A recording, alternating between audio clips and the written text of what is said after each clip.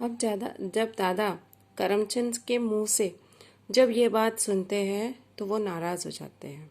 तो अब देखो, उन्हें अब तक कुछ पता ही नहीं रहता उनके इसके बारे में। तो मुझे किसी ने बताया तक नहीं, यदि कोई शिकायत थी तो उसे मिटा देना चाहिए था। हल्की सी खरोंच भी यदि उस पर तत्काल दवाई न लगा दी जाए तो बढ़कर एक बड़ा घाव बन जाती है और यही घाव नासूर हो जाता है। फिर लाख मरहम लगाओ, ठीक नहीं होता। वैसे ही तो दादाजी कहते हैं कि अरे, इतना सब हो गया तो किसी ने मुझे बताया तक नहीं। अगर उसको कुछ प्रॉब्लम होता तो हम उसको मिटा देते थे। मतलब कि जब खरोंच हल्की सी हो तभी उस पर हम दवाई लगाए तो वो ठीक हो जाता है जल्दी से। अगर उसके दवाई न लगाए तो वो आगे बढ़कर बड़ा घाव हो जाता है और घाव से फिर नासूर बन जाता है। तो बोलता है कि मरहम, और फिर बाद में कितनी भी कोशिश करो, कितना भी मरहम लगाओ, कोई उसका उपयोग नहीं होता है। वो जो नासूर बन गया वो ठीक नहीं होता। अभी देखो करमचंद, मैं अच्छी तरह तो नहीं जानता, पर जहाँ तक मेरा विचार है, छोटू बहू के मन में दर्प की मात्रा ज़रूरत से कुछ ज़्यादा है। दर्द मतलब घमंड। मैंने वह मलमल के थान और रजाई के अबरे लाकर दिए थे ना, और सबने तो रख लिए, पर सुना है कि छोटी बहू को पसंद नहीं आए।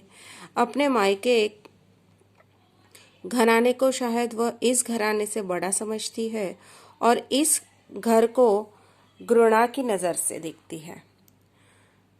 तो करमचंद कहता है कि मैं अच्छी तरह से तो नहीं जानता हूँ, लेकिन मुझे जहाँ तक पता है कि ऐसा लगता है कि छोटी बहू को मन में घमंड कुछ ज़्यादा है। बोलता है कि वो अपने मायके को इस घर से कुछ ज़्यादा समझती है। बोलता है कि मैंने मलमल के थान और रजाई के अबरे मतलब कवर उसके ऊपर चढ़ाने, बोलता है कि वो सब लाकर दिया था ना। तो बोलता है कि बाकी सब ने तो उसको रख लिया, उसको यूज़ भी कर लिया, लेकिन छोटी बहू ने तो उसको ये सब पसंद नहीं आया। बोलता है कि वो अपने मायके के घर के सामने इस घर को कुछ समझती नहीं, इस घर को बहुत हीन दृष्टि से देखती, मतलब उसको पसंद नहीं आता यहाँ के तौर तरीके ये सब। अब देखो दादा, बेटा, बड़प्पन बाहर की वस्तु नहीं, बड़प्पन तो मन का होना चाहिए। और फिर बेटा, घृणा को घृणा से नहीं मिटाया जा सकता। बहू तभी पृथक होना चाहेगी जब उसे घृणा के बदले घृणा ही दी जाएगी, लेकिन यदि उसे घृणा के बदले स्नेह मिले तो उसकी समस्त घृणा धुंधली पड़कर लुप्त हो जाएगी, यानी फिर वापस हुक्का गुड़गुड़। और महानता भी बेटा किसी से मनवाई नहीं जा सकती, अपने व्यवहार से अनुभव करवाई जा सकती है। ठूंठ वृक्ष आकाश को छूने पर भी अपनी महानता का सिक्का हमारे दिलों पर उस समय तक नहीं बैठा सकता जब तक अपनी शाखाओं से वह ऐसे पत्ते नहीं लाता जिनकी शीतल सुखद छाया मन के समस्त ताप को हर ले, और जिसके फूलों की भीनी भीनी सुगंध हमारे प्राणों को पुलक भर दे। मतलब कहता है कि बेटा, बड़प्पन वस्तु ही कुछ अलग है, वो बाहर की वस्तु नहीं, बड़प्पन तो मन का होना चाहिए, यानी इंसान मन से अच्छा होना चाहिए। तो बोलता है कि घृणा को घृणा से नहीं मिटाया जा सकता, घृणा को प्यार से ही मिटाया जा सकता है।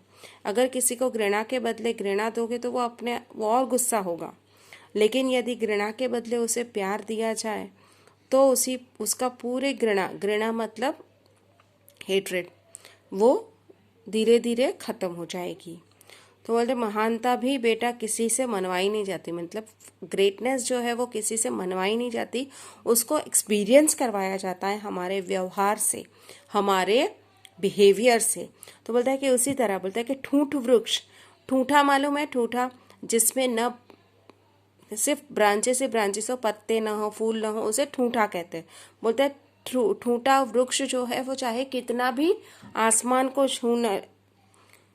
छूने पर अपने आप को महान सा समझता है, लेकिन वो तब तक लोगों के दिल में महान नहीं बन सकता जब तक वो अपने पत्तों और अपने फूलों से लोगों को सुखद अनुभव न कराए, तब तक वो महानता अपनी सिद्ध नहीं कर सकता।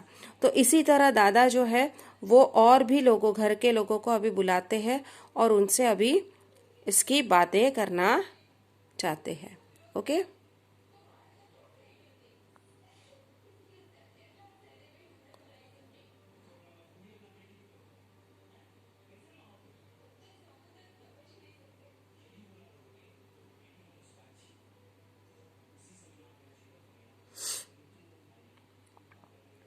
अभी देखो भाषी बाहर से, दादाजी मल्लू और जगदीश ने मेरा वट का पेड़ उखाड़ दिया।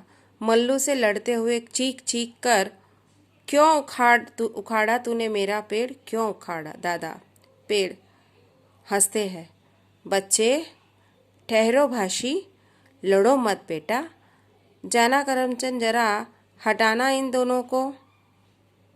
करमचंद जाता है। दादा फिर हुक्के की नली मुंह लगा लेते हैं। परेश की नीची नजर किए प्रवेश करता है। अब बाहर जो बच्चे खेलते रहते हैं तो उनमें झगड़ा हो जाता है।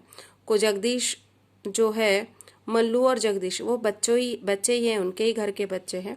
वो जो भाषी ने पेड़ उगाया रहता है उसको उखाड़ देता है, तो वो झगड़ते रहते हैं। तो वो दादा से कंप्लेन करता है। तो दादा हंसते हुए कहते हैं कि अरे लड़ो मत, और करमचंद से कहते हैं जरा उनका झगड़ा निपटाओ। उतने में परेश नीची नजर किए प्रवेश करता है। दादा, आओ बेटा परेश, वो मैंने 1-2 कपड़े भेजे थे ना, तनिक देखना बहू ने उन्हें धो डाला है या नहीं। धो डाले हो तो ले आओ जरा, फिर मैं तुमसे बात करूंगा। परेश, मैं लज्जित। दादा, नहीं धुले? फिर धुल जाएंगे बेटा। आओ इधर बैठो मेरे पास, मैं तो तुम्हें बुलाने ही वाला था। आओ आओ इधर आकर बैठो। अब परेश आता है तो वो परेश से एकदम नॉर्मल बात करते हैं। उससे कहते हैं कि देखो मैंने कुछ कपड़े तुम्हारी बहू को धोने के लिए दिए थे, तो देखो उसने धो दिए है कि नहीं। धो दिए तो लेकर आओ, मुझे बाद में मैं तुमसे बात करूंगा। तो वो एकदम शर्म के मारे कहता है, थोड़ा शर्म के मारे नीची नज़र, वो कुछ कहता नहीं।